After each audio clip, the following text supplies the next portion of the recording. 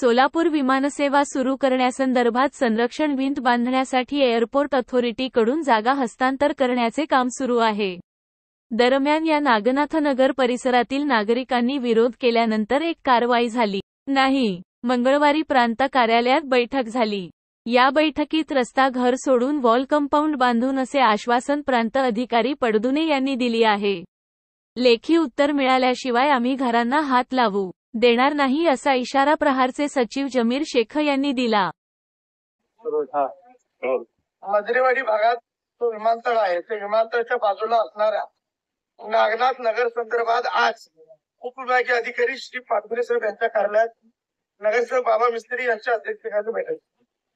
एकंदरीत आपण बघितलं असत की काल अचानक 100-200 पोलीस, विमानतळ प्राधिकरणाचे अधिकारी, त्याचबरोबर महानगरपालिकेचे अतिक्रमण विभागाचे अधिकारी, त्याचबरोबर एमएससीबीचे अधिकारी त्या ठिकाणी मोठ्या प्रमाणात त्या ठिकाणी अचानकपणे रात्रीच्या वेळ झाला.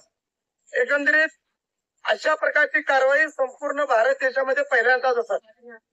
एखाद्या ठिकाणी एखादा मोठा अतिरेकी सापडला आणि त्या ठिकाणी तशी कारवाई होती, तशी प्रकारची कारवाई करण्यासाठी त्या ठिकाणी प्रशासन त्या ठिकाणी आला होता असा माझा स्पष्ट आरोप आहे.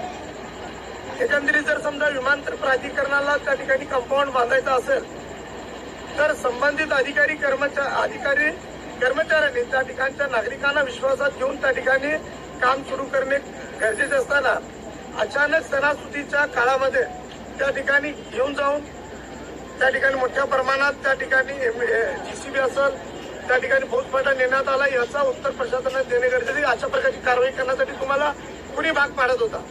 कार्यालयात आपली बैठक झाली, त्या बैठकीमध्ये काय ज्या ठिकाणी दुकानगाळे असतील, ज्या ठिकाणी रस्ते असतील, ते सोडून आम्ही त्या ठिकाणी कंपाऊंड बांधतो.